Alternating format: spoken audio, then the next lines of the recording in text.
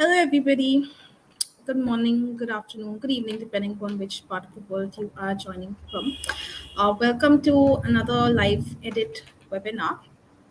My name is Priyanka, and I will be taking you through parts of a manuscript, and I will try to offer you as much advice as I can regarding writing or editing your paper. So, yeah, I think maybe just I'll just give it just one more minute in case there are any more people that will join, and then we can start.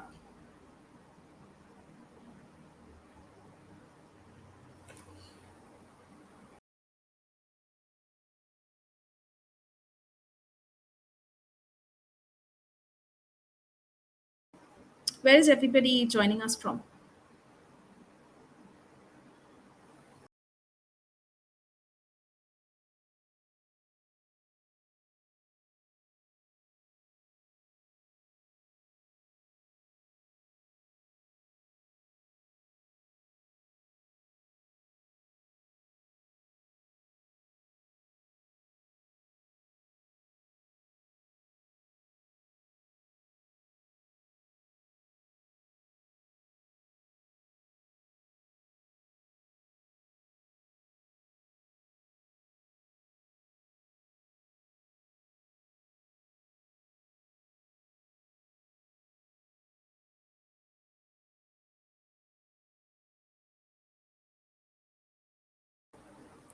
Okay, let's start. So, what we're going to do is I will spend most of the session taking you through a manuscript, and then there will be a Q&A session at the very end. So, if you have any questions, that will be your time to ask. And during the session as well, in case you have anything that you'd like clarified, you can let me know. All right. So, just before we begin the session, at Editage, we are dedicated to meeting various different current as well as emerging requirements in academia and publication. We are dedicated to providing researchers, authors with a platform to further their research. Our aim is to try and accelerate that research. Our aim is to try and bridge the gap between the author and a journal. We provide various different services from editing, translation, transcription, medical writing, etc. And yeah, we have various different sections like impact science, life sciences, cactus labs, and yeah, it's really a very big combined effort to bring the researcher close to his or her dream of getting their research published. And just a little bit about me. Well, I've been at Cactus for about 13 years now. I started out as an editor and then moved on to managing a team. So during the course of my career, I've edited and reviewed various manuscripts, uh, different subject areas in the humanities, as well as a few outside of the humanities. It gave me a lot of perspective just in terms of what journals are looking for in manuscript, what are the important aspects that authors need to focus on when they are preparing a manuscript, what are the different aspects that editors need to focus on if they are working on correcting somebody else's paper. And yeah, I've also had the privilege of working with thousands of editors from different parts of the world, and just it's been a very very fruitful journey for me so far. All right, so I'm just going to share my screen again so you can have a look at the manuscript.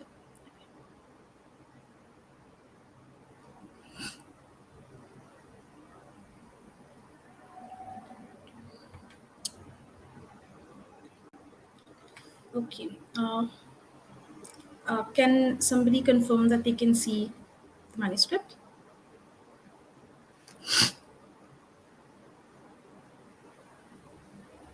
Okay, so I gather everybody can. All right, let's begin. The topic that I've selected, the manuscript that I've selected for today, is about bullying, which, as we know, is a very, very relevant topic in today's day and age. Before we actually get into the specifics, I just want to credit the authors: Yusra Salim, Shamun Nashad, Shahana Uruj Kazmi, Salman Sheikh, Nabila Noor, and Mariam Asim. All right. Now, through this session, I really want to be able to give you as much advice as possible. I want to be able to sample as much of the manuscript as possible. Just allow us enough time to do that. What I've done is I have pre edited certain parts of the manuscript, the abstract, some parts of the intro, the discussion, conclusion, just so that you can get a taste of what it is like to read or to edit or to write different parts of your paper. All right, just give me half a minute to silence my phone. Yep. So that's what we're going to do today. All right, now before we actually begin editing or reviewing someone's paper, so what I like to do is I like to read the paper once just to understand the paper, just to figure out what it's about, and also to understand what are the important aspects of the paper that I'm going to be spending time correcting, right? You, especially if you're working against a tight deadline, you want to know exactly what are the focus areas of that particular paper, what are the different areas where you might need to spend more time making corrections. Different authors have different strengths and also are struggling with different aspects, whether it be language, whether it be formatting, whether it be terminology, subject matter, etc. So it's important for an editor to gauge what are the important aspects that they will be spending a good chunk of their time on. So that's what I typically like to do. If you don't have the time to read the entire manuscript before you begin, I would suggest at least reading the abstract as well as sampling little parts of the paper, the intro, the methods, etc. Just so that you get a fair idea of what you're working with. All right. Thanks, Aditi. I read your message late. So yeah, as I read through this particular paper, what I found was that the authors didn't really have a problem expressing their intent. The sentences were clear for the most part, albeit problematic in construction. There were issues with redundancy, with repetition. Grammar was a problem in some parts of the paper, and just overall, very very lengthy sentences, wordy sentences that could have been written in a much more concise manner. Writing concisely is especially very very important in academic writing because most journals, if not all, have a word limit that you need to work with. And many of those journals do not accept a paper that is longer than the specified word limit. So if a journal's asked you for a manuscript that's no longer than 4,000 words, they will likely either reject it completely or ask you to revise it if it is above 4,000 words. Or the third scenario is you could be asked to pay for the additional word count. All right, so that's why it's very important if you want to express everything that you wanted to say, if you don't want to delete anything, to remove any of the content, it's important to know how to write concisely. So I'm going to touch upon some of that as we go through the changes. So we'll review the changes together. I've made some notes and comments on some of the more important elements. All right, before we actually do that, I'm going to give you a minute or so just to read the original abstract. So let's do that.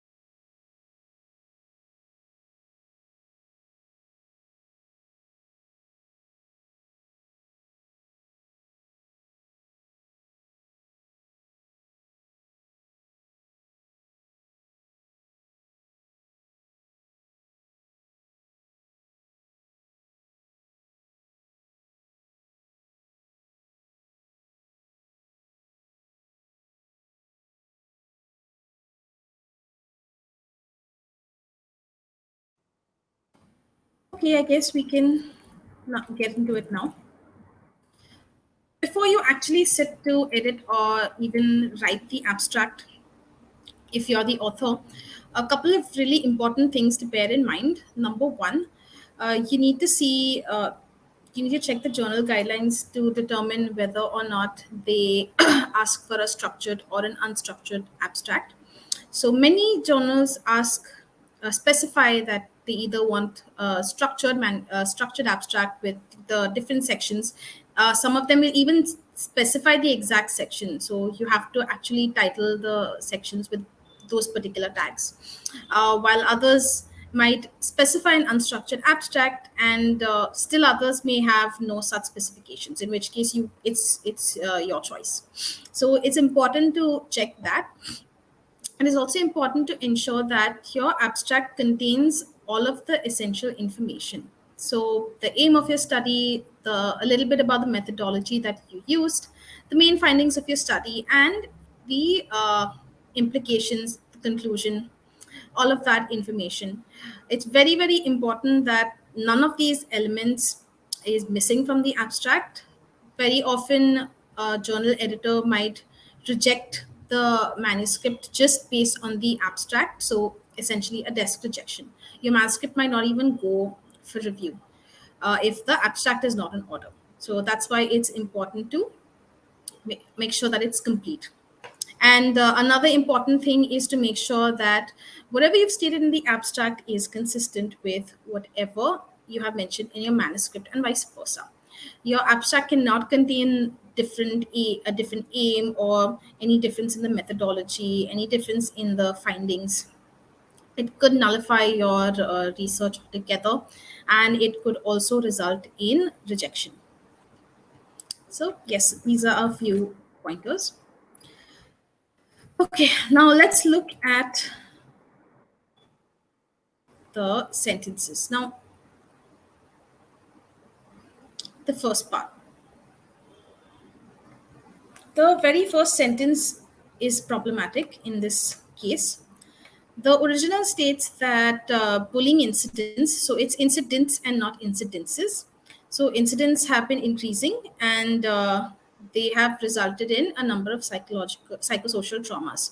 If you think about it, it's not the increase in the incidents that have resulted in the psychosocial traumas. Bullying results in psychosocial traumas. So an increase in the incidents have not caused these traumas.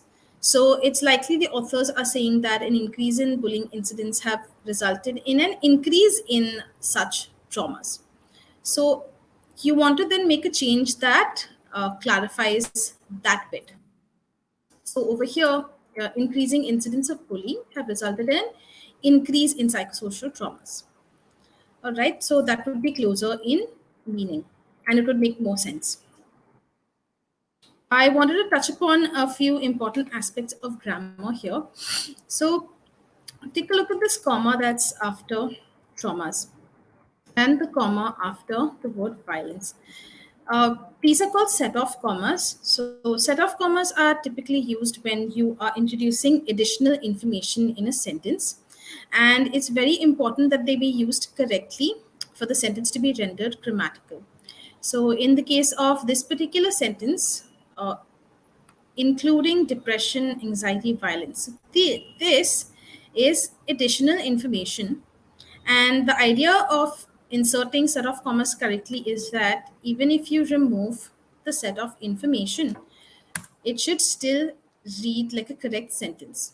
So if you just look at this, bullying incidents have resulted in an increase in psychosocial traumas and health concerns. Right? So this is a grammatical and complete sentence even without the set of information. All right. Misplacement of the closing set of comma could result in an ungrammatical sentence. So it's very important that you think about what is the additional information and make sure that you are setting off only that information. And just like, say, brackets or parentheses, an opening set of comma should always be accompanied by a close set of comma. And while we're on the subject of commas, another increasingly common type of comma usage is the serial comma. So look at the comma that's after the word anxiety. Okay. So this type of comma is typically used before the last element of a series. So I'm sure many of you may have not learned this comma or don't use this comma, and that's how a lot of schools have sort of taught. But this kind of comma is becoming increasingly common. It's the norm. It's the most common form in American English, and even in British English, where it's called the Oxford comma, it's being used uh, with increased frequency. So I would advocate the use of a serial comma because it helps eliminate any sort of confusion, any kind of ambiguity, especially if the sentence is a complex sentence, especially if there are other commas and other punctuations that might confuse the meaning. So I would advocate the use of this uh, with caution, because there might be style guides that ask to not use it. So I think the AP style, for instance, asks to not use the serial comma. So check the style guide that you're following before you actually use the serial comma. All right, I'm just checking in case there are any questions. Okay. So let's move on to the next element. All right. So let's look at what has been done here. So the author has said that the original says resulting in a number of psychosocial traumas, including depression, anxiety, violence, and many other health concerns. Now, health concerns are not psychosocial traumas. These are essentially separate. Okay, psychosocial traumas on one side, health concerns on the other side. So, in order to be able to convey that meaning more clearly, I have set those apart. So, I have said psychosocial traumas, including anxiety, and I've added an and before violence here. So this is clear that depression, anxiety, violence are examples of psychosocial traumas. And then you have your health concerns, which is a separate element. All right. So when you're writing a paper, when you're editing a paper, it's very important that you be mindful about the terminology that you've used, as well as about the different factors or variables that you speak about. There should not be overlaps, there should not be ambiguity there. All right, so that's what we have done here. One thing that I observed in this manuscript in multiple instances is that the authors tended to use very, very strong, very evocative language. So, as you can see in this highlighted part, they have said this distressing act. In academic writing and editing, you want to maintain a neutral tone.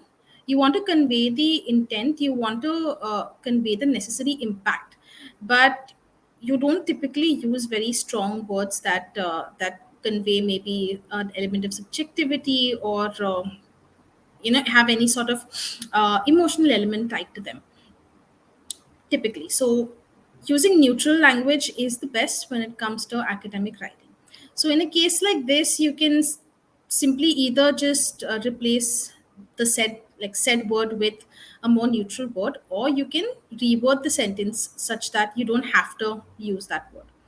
So in this case, I have chosen to provide an alternative saying, despite being prevalent, not many studies have addressed this issue. Okay, so even if you just say this act or this issue, it's enough. If you read the following sentences, it'll be clear that it's a negative thing. There are adverse effects. So then you don't need a word, a strong word like distressing to express that. Let's look at this. So this is something that's really, really common, very common phrasing in academic writing, and it's absolutely correct. The aim of the study or the aim of this study, it's very correct. There's nothing wrong with this phrase. However, if you are working with a strict word limit, this is the abstract, right? So in most cases, the abstracts have strict word limits. Some can be 150, some can be 200, 250. So when you're working with a word limit like that, you want to use more concise alternatives. And one trick to using fewer words and avoiding having to delete content is just to be able to say the same thing in a more concise manner, so using fewer words. So if I want to reduce the word count, or if I just want to make the sentence more concise, instead of saying the aim of the study was to evaluate, I can simply say this study aimed to evaluate. So let's just count the words. So one, two, three, four, five, six, seven, eight. So this is eight words. Whereas if you say this study aimed to evaluate. So that's five words. So in three words less, you have essentially conveyed the same thing. Three words might not seem like a lot, a reduction of three words, but if you make similar changes throughout the manuscript, in order to reduce the word count, you will be able to actually reduce the word count by a significant amount, like 100 words, 200 words, 300 words, just by making these kinds of changes. So, very important, useful tip when you're looking at possible word count reduction. All right. So the reason I'm stressing this is because not all changes, when you're editing a paper, not all revisions are intended to correct. Okay, it's not just corrections that you're making. You're also looking at what you need to do. So if the paper is too long, what do you need to do? You will need to reduce the word count. If so, it's important to know the intent of the paper in order to determine what kind of changes that you're making. We are looking at an academic paper here, so all of my advice, all of the tips are related largely to academic writing. But let's say you have to edit a magazine article, the kind of language that you use, the kind of rules that you follow will also differ because of the type of paper, the type of content that it is. Okay, so intent very important when it comes to editing or writing anything.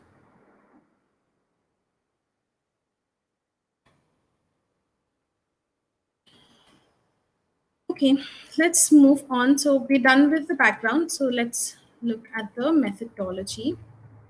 I think I've made the most extensive corrections to this part. One of the most important changes that I made in this section is I moved one of the sentences from the results section to and incorporated it into the methodology.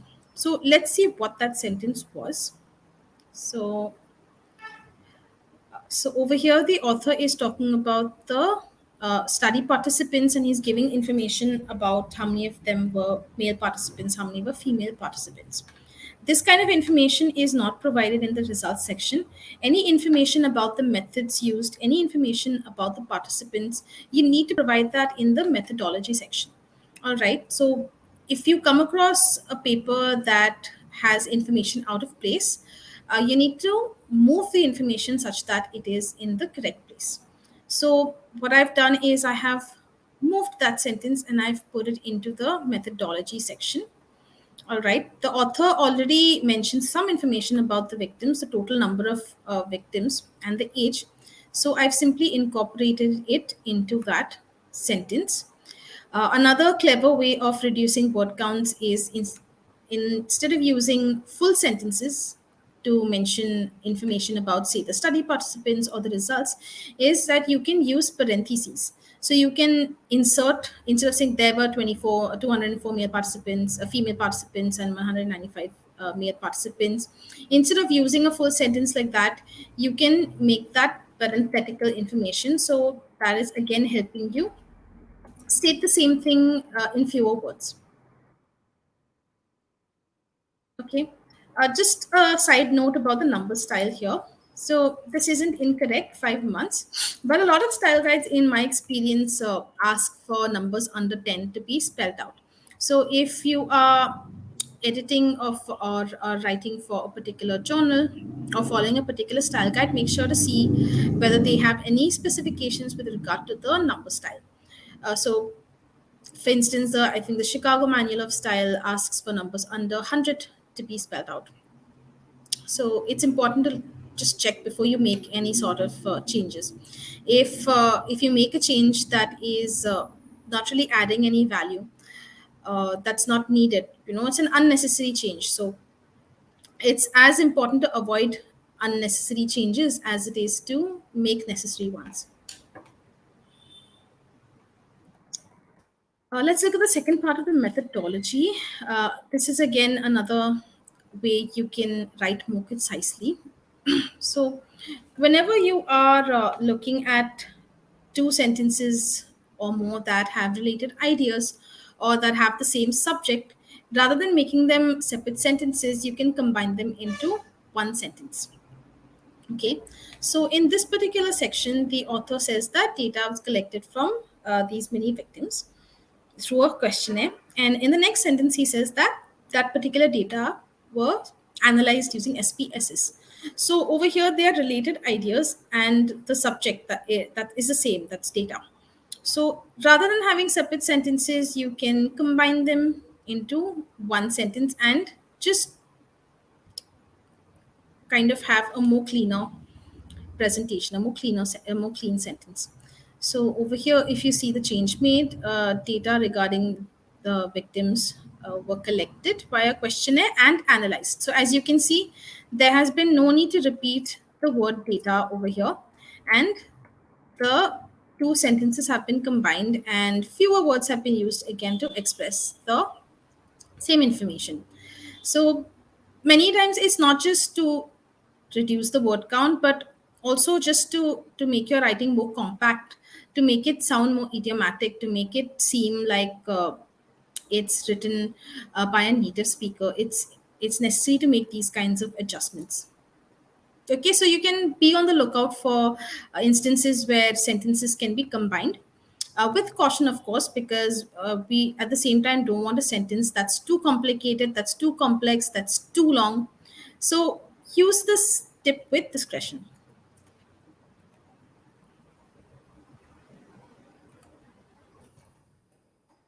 Let's move on to the next part.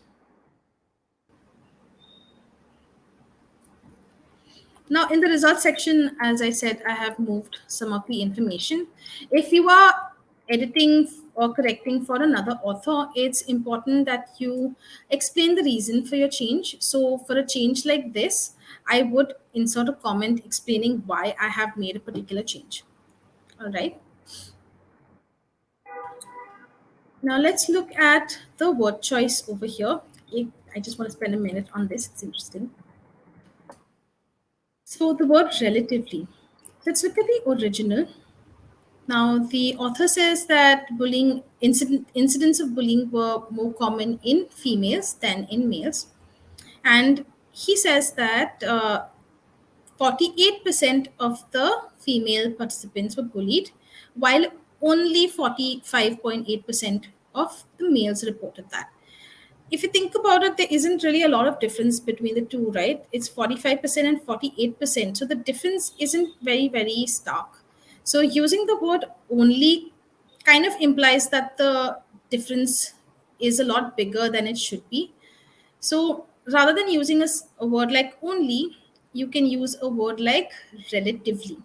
So the word relatively essentially conveys that, okay, this is more common in females, but only relatively compared, just relative to the number of males. So you're saying that it was relatively more common in females. So there was a difference, yes, but it wasn't a very big difference. The difference was relative. So this is a useful bit of word choice. So it's important that when you're conveying a particular point, that you don't seem like you're exaggerating something. You don't want the impact to be lost, but you don't want the impact to be different from what it intended to be. So it's for that reason this kind of word choice becomes important. Okay. Another instance of word choice over here. So the author has used the term mean names. So, mean names, while as an isolated term, is not ungrammatical, it's an awkward phrase. It's not commonly used, especially in the context of bullying. So, what I'm trying to say is there are other more established terms that you can use to convey the same thing. And also, if you're saying call out with mean names, it also becomes a little informal. So, I will touch upon formal and informal in a little bit. But essentially, you want to use terms that are more common, terms that are already established.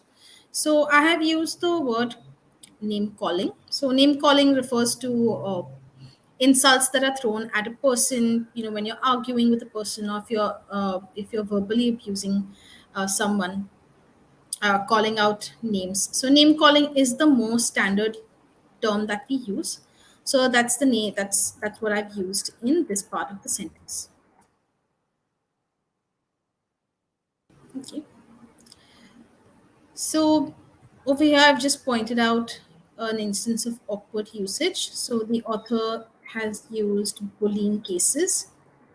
So bullying cases is awkward. Yeah, it's not correct.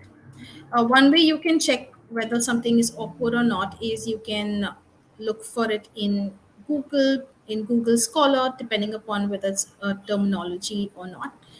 You can check how many instances of such phrasing you come across. All right, that's one way. It's not the only way, but that's one way you can determine that. So bullying cases is awkward here. So you would say cases of bullying or incidents of bullying, or you just don't even have to say in this case bullying because it's already established. So another thing that authors tend to do is they tend to repeat the same nouns, the same subject over and over, even though it's already kind of implied that that's what's being spoken about. So the topic of this paper is bullying. He's spoken about bullying incidents previously. So in a case like that, you don't have to say bullying incidents or incidents of bullying every single time. It's understood that when you're saying incidents, you are referring to incidents of bullying. Another clever way of reducing word count. Okay, now, yeah, the other changes that I have made, even though I've not really made notes about them, but they're mainly just to make the writing concise, to remove awkward phrasing. So not to worry, you will receive a copy of this file, so you can go over the other changes at leisure on your own time. Okay, so take a look at this part. So it says conclusion, and then the author says, in conclusion, the study evaluated, etc. Now, repeating another word is of course it's repetition, but it's also redundant. You don't have to say in conclusion because it already the title, the heading of that particular section is in conclusion. So is conclusion. So we know that that's the concluding part.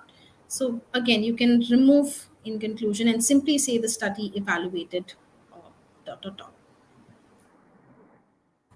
And with that, we have come to the end of the abstract. I'm just going to speed up a little bit now so that we can cover everything that I had intended to cover. Okay, so again, just half a minute to read the original introduction, the first paragraph of the introduction.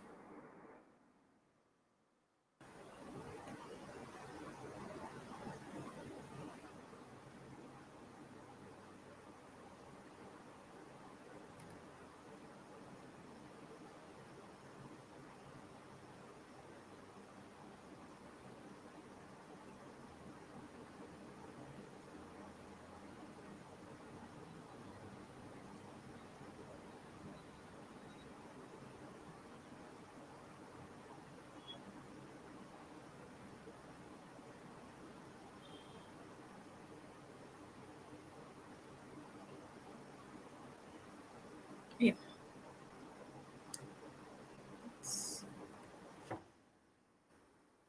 Let's take a look at this now.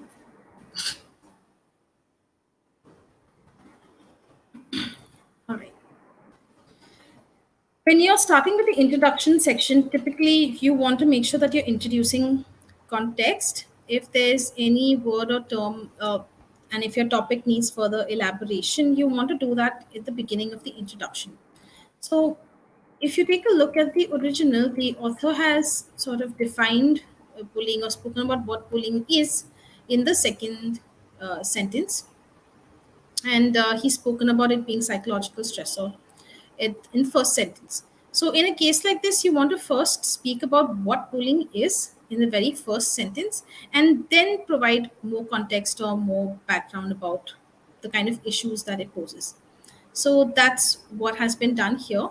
The sentence has been moved. Again, you want to explain a change like this in case you are editing for somebody else. All right, so the definition comes here, and then we go on to talk about how it is a psychosocial stressor. All right,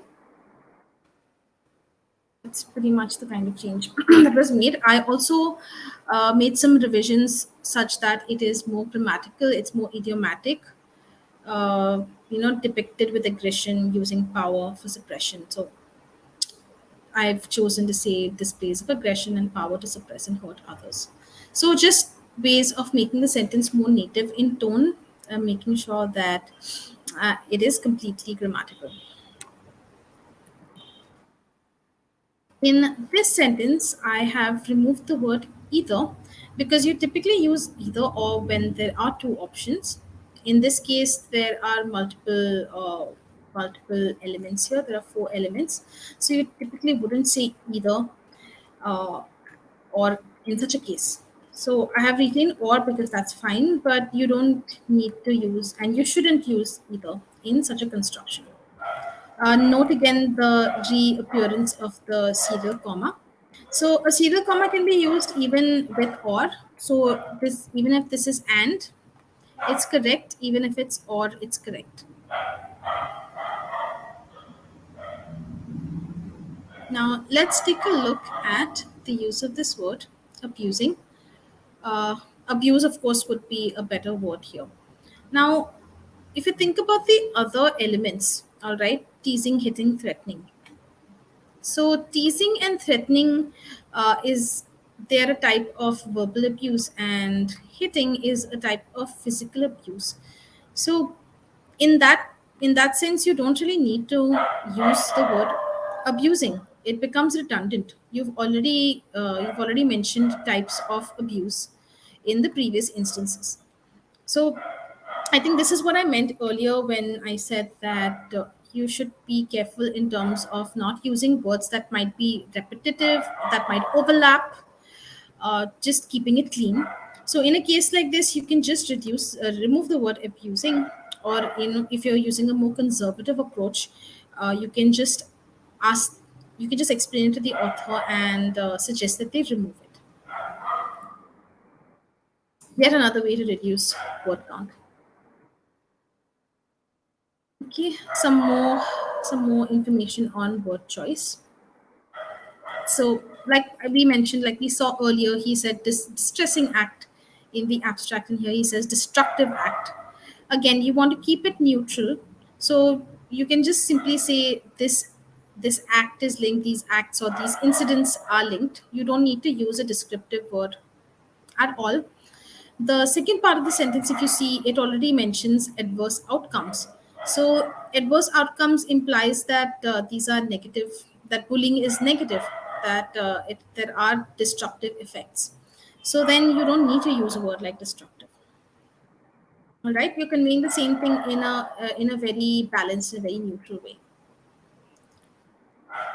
So, just as a side note, you can use words like distressing and destructive depending upon the type of content it is.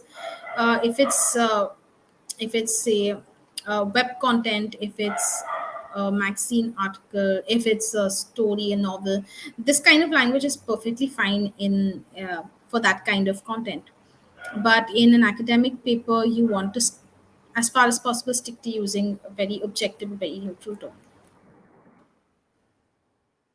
Okay. One more thing that authors tend to do is they might use different terms when they want to refer to the same thing, and that creates an inconsistency, and it also creates confusion because the reader might not know that they are in fact talking about the same thing. So in this case, for the sake of consistency, I have changed committer to perpetrator because perpetrator is what the author has used in other parts of the paper. And also committer, while not incorrect, you will find instances on Google, but it's not very commonly used. It's more common to say a perpetrator in this context. Okay, so that's the rationale behind a change like this one. Let's move on. What else are we looking at here? Okay, let's look at sentence structure for this particular sentence. This honestly, as I was editing this paper, it took me, I spent a little time on this. And sometimes if it's taking you longer than it should to figure out how to word a sentence, you can always sort of highlight that and come back to it later.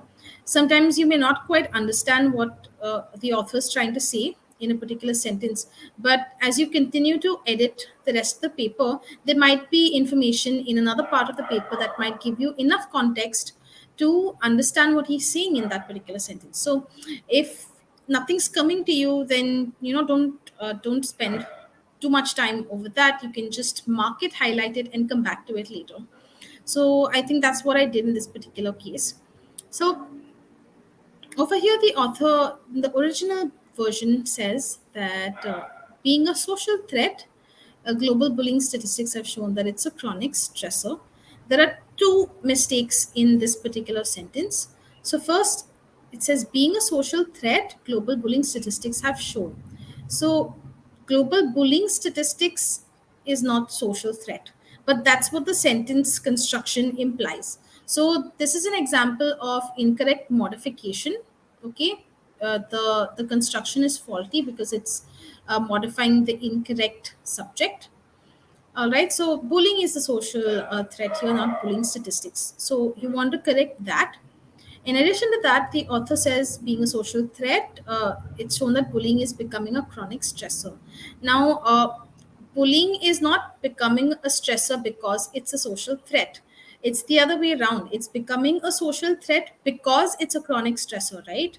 But the current construction implies that it's becoming a chronic stressor since it's a social threat. So that's again incorrect.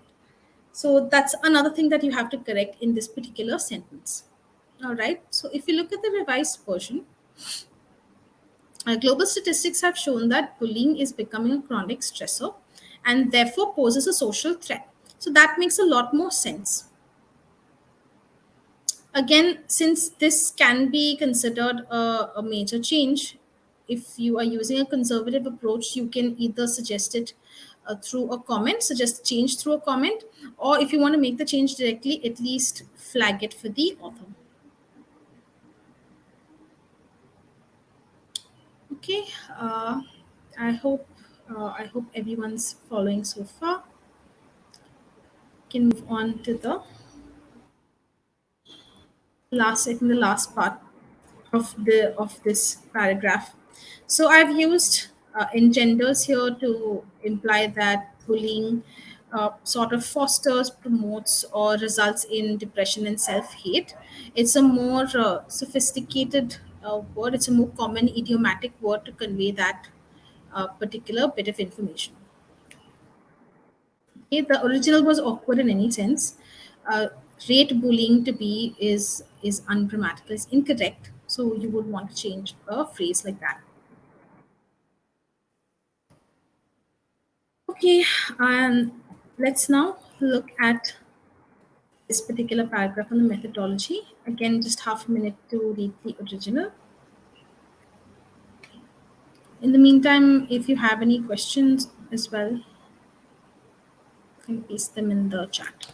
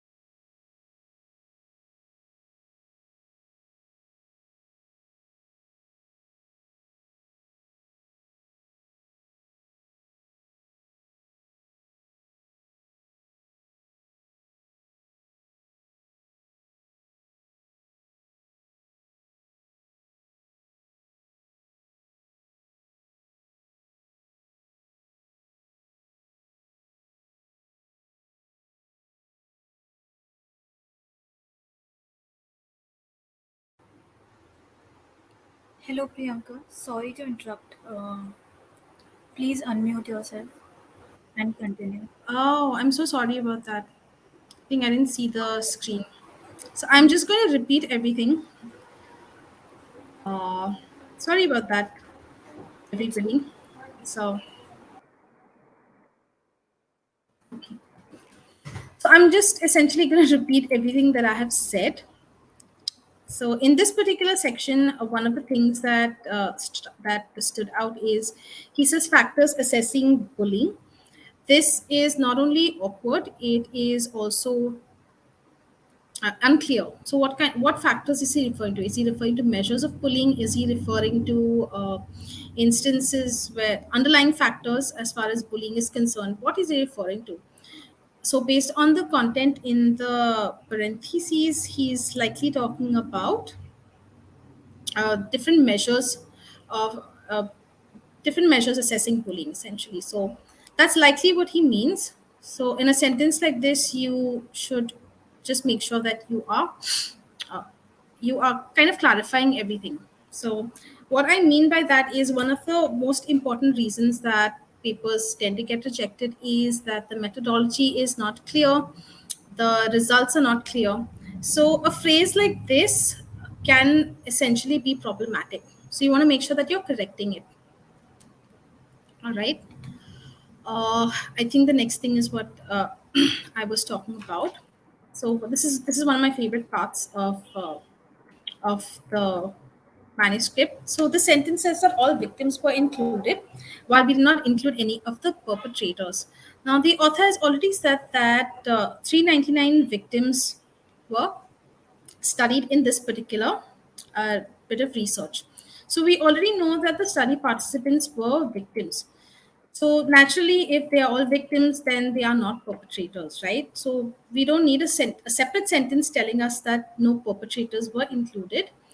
So a sentence like this can be completely struck out. You're reducing your word count by 13 words and essentially making your writing cleaner. It's important to watch out for sentences like this, either sentences that are repetitive, sentences that contain information that might already have been conveyed in another part of the manuscript, sentences that really add no value. So this particular sentence is one such example. All right. So this is essentially where I was before we realized that I've been on mute. So moving on. So chi-square test. So I've personally come across both instances of usage. So many papers say chi-square as well as chi-squared. So chi-squared appears to be the more correct term. So in such a case, you would look it up on Google Scholar to see what is the correct term, what is used more frequently. So chi-squared is the correct term here. So that's what you would use. All right. Another example of redundancy. So he says, among the study subjects. So a chi-square test was used to depict the association among the study subjects. So we already know that, right? We're conducting a study on 399 now. Victims of bullying, and we are studying the association between bullying and uh, these variables among these subjects. So we don't really need a phrase that states that explicitly. It's implied already, so you don't need that. So again, you're reducing your text by 4 words. All right. Let's look at the last sentence here. So whenever you are editing a paper that's in a specific field like psychology or history or economics, there are certain sentences that are stock sentences that contain standard phrasing. So it's good to kind of know what are these standard phrases that are used in that particular subject area. So over here, the author says. P less than 0.05 is considered significant. So I've edited or read enough papers in psychology to know that you would typically say a value of this much was considered statistically significant. So I think reading papers in various subject areas, depending upon what you're looking at, whether it's psychology, history, whatever your field is. Reading journals in those particular that publish papers in that particular field or domain, it'll give you a very good understanding of what are these common constructions, what are these stock phrases that are used and acceptable in that particular field. All right. So with that, we are done with the methodology. I'm just going to spend a little more time on a bit of the discussion and conclusion before we move on to questions. Okay. It's the original version in case you want to look at it.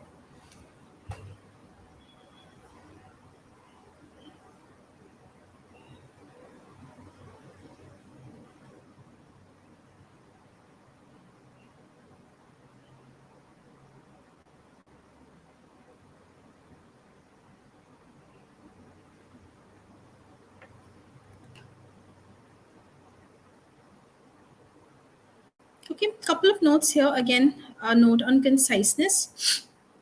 The original says it has been established from previous research. You can simply say previous research has established. There's no need to say it has been. So this is similar to the aim of this study was to evaluate. When you can simply say this study aimed to evaluate.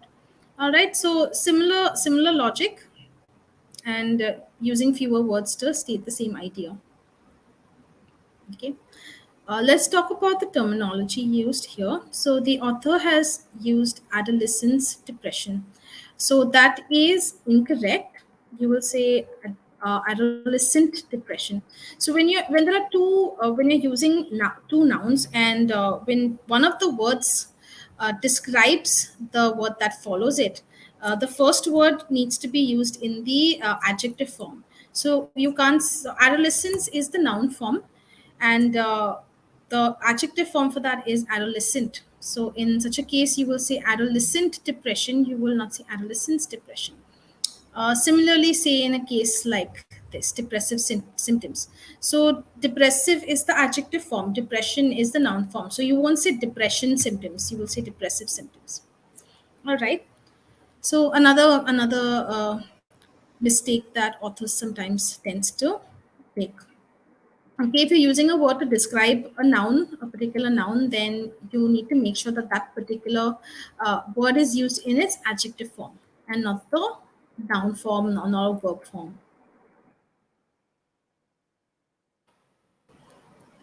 The remaining changes are mainly just to clean up the language, to remove repetition. Again, the aim of the study resurfaces. So you can just say this study aimed to, just so that there's no similarity in the construction of the sentence in the abstract and the sentence here.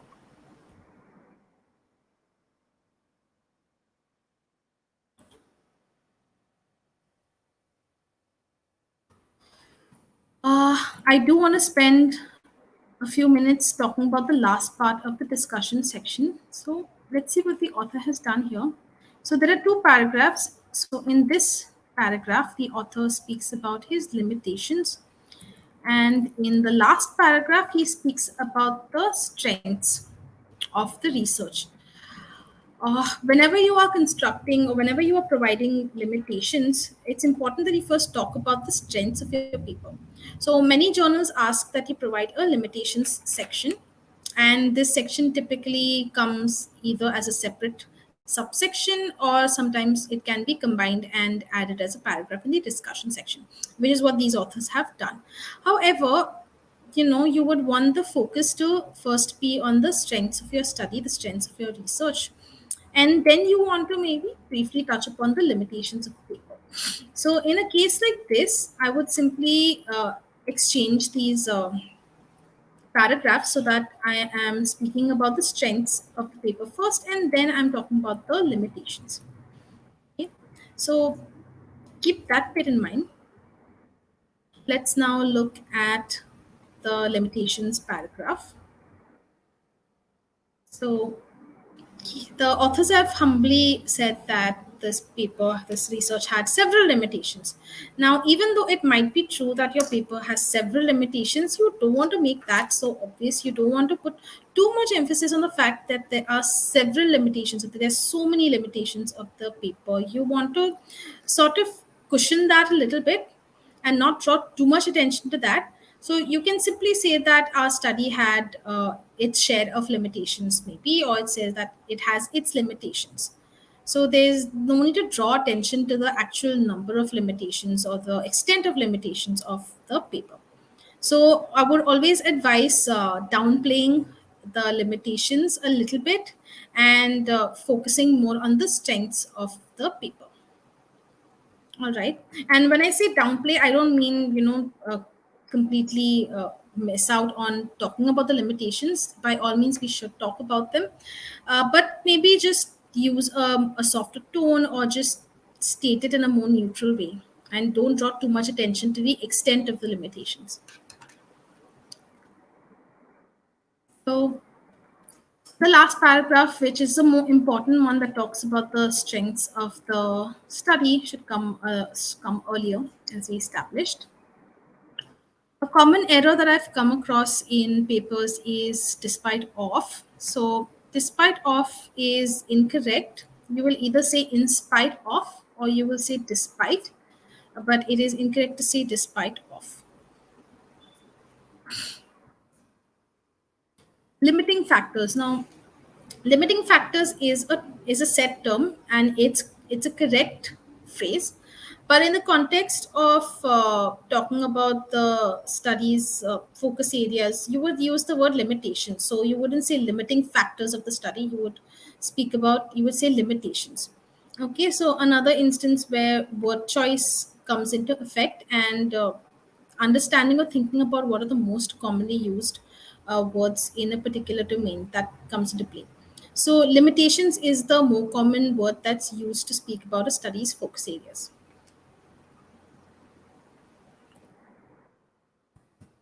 All right, extensive changes here mainly for conciseness. Again, you will see that I have used fewer words, fewer phrases uh, instead of the long winded original constructions.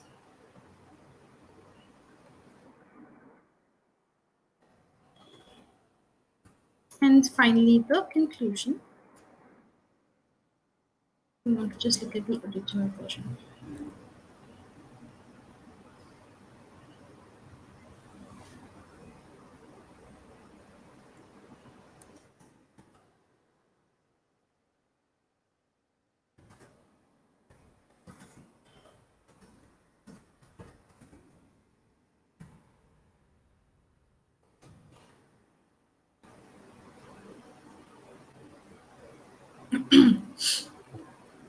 Okay, so this is an example of what I was speaking about earlier, using formal versus informal language. So, in the original, the author has said burning up way too rapidly. This is very, very highly informal and colloquial. You will use this in spoken English, or you will use it in maybe a story, a novel, a magazine article, something that's more informal. But you wouldn't use this in academic text. So you want to replace this kind of phrasing with something that's more formal. So over here, I have chosen to say escalating at a rapid pace. So that conveys the same meaning essentially while sounding formal. Another very, very common type of error related to comma usage.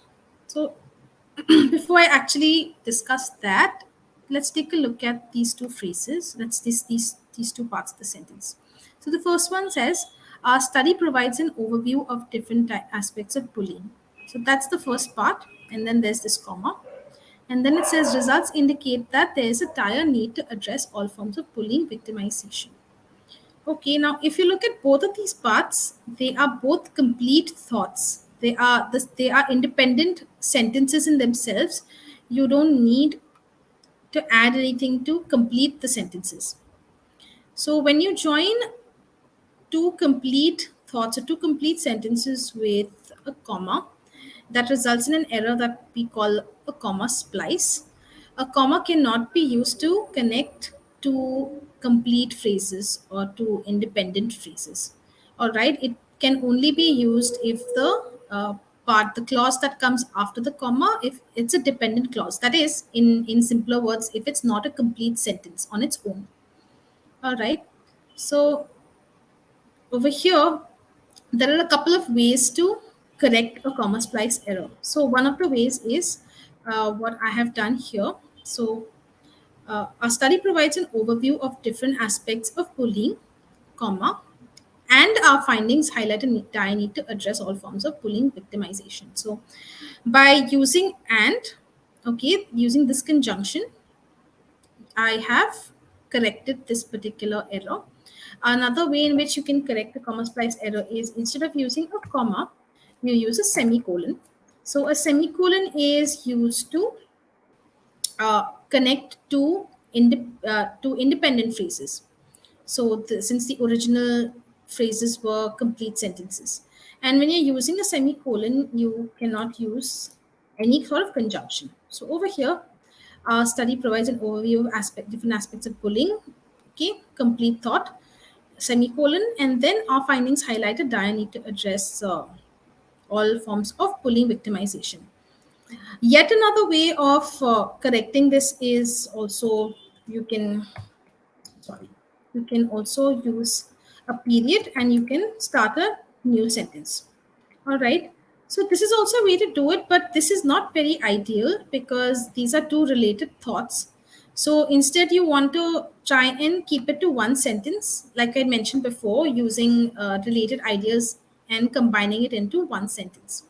So in a case like this, maybe the best way possibly could be to use a comma, or you can use a semicolon. Okay. And finally, my final note over here is the author says that it's a public health concern that needs to be addressed at a universal level. So it's not clear what he means by universal. So is it universal at a universal level in a particular district, in that particular country, universally among age groups? What is he talking about? Or is he talking about universally in the world at a global level? So again, for a construction like this, you want to be clearer. So if you are editing somebody else's work, you want to ask them what they're referring to. You want to suggest a possible change. Okay. Yep. So we've come to the end of the paper. I just wanted to leave you with a couple of more notes in the references section. So when you're preparing your references, one of the most important aspects is whatever you cite in your paper, all the citations in your paper need to have a corresponding reference in the reference list. And all the references that are in the reference list, conversely, should also be cited in the paper. A very common occurrence, particularly when you have so many authors, if you have three or four authors working on a paper, and in case different authors are working on different sections of the paper, it can often happen that the a few citations might not actually have been included in the reference list, or the reference list might contain references that are not actually cited in the text. So it's very important to make sure that you're carrying out the one-to-one correspondence checks. Okay, this is another reason why you might get reviewer comments on your work. And the other bit of advice is penny journals prefer that you cite recent studies. So try to not use studies that are older than 10 years. Try to cite studies that have been conducted, say, in the last 10 years or so. So this is especially prevalent. This preference is especially prevalent in fields like medicine, life sciences, you know.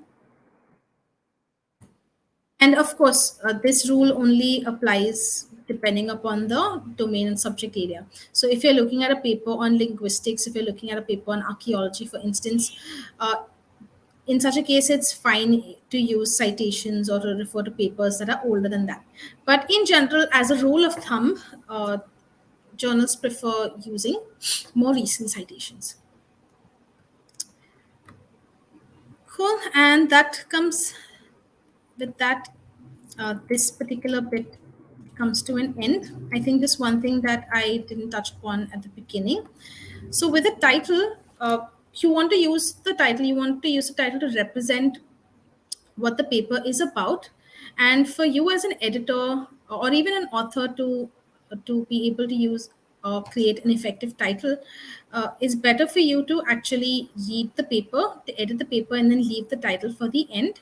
Okay, so I typically leave the title towards the end, I edit it last. All right. Just a little grammar tip here. So the author has used a semicolon. A semicolon is incorrect in a case like this. A colon is used more commonly incorrectly to indicate that more information is to follow. You will find this very, very commonly in journal articles, and you will always use the colon. You will not use a semicolon in a construction like this. Okay, so with that, we come to the end of this particular session. I invite any questions that you might have.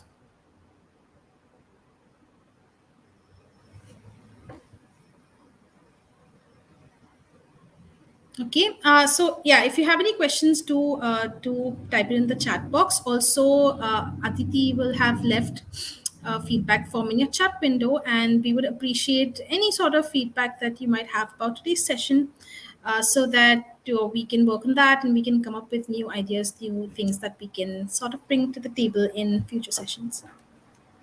So yes, please do remember to fill the feedback form.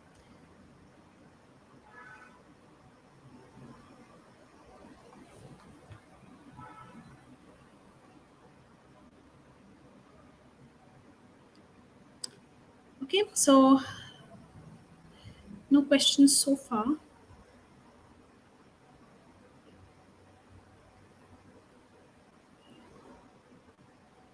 I think I'll just wait another minute in case anyone wants to post questions.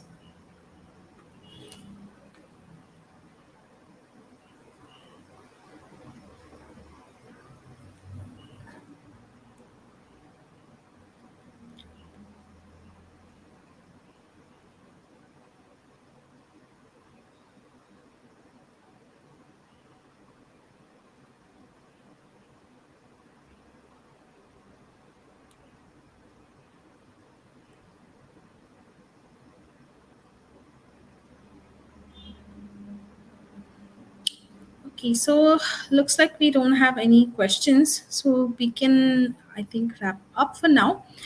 You will receive this particular file as well as some other slide notes and tips for when you're editing a paper. I hope that this has been a productive session. Uh, I enjoyed taking you through the manuscript. Given that my role is largely managerial, I don't have too many opportunities to edit these days. So this was, of course, a nice opportunity for me. Okay, so thank you everybody who joined the session. Take care and see you next time.